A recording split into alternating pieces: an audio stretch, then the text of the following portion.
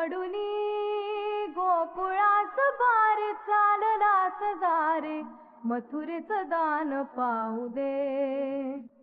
सोडूनी गोकुळास बारे चाललास दारे मथुरेचं दान पाहू दे.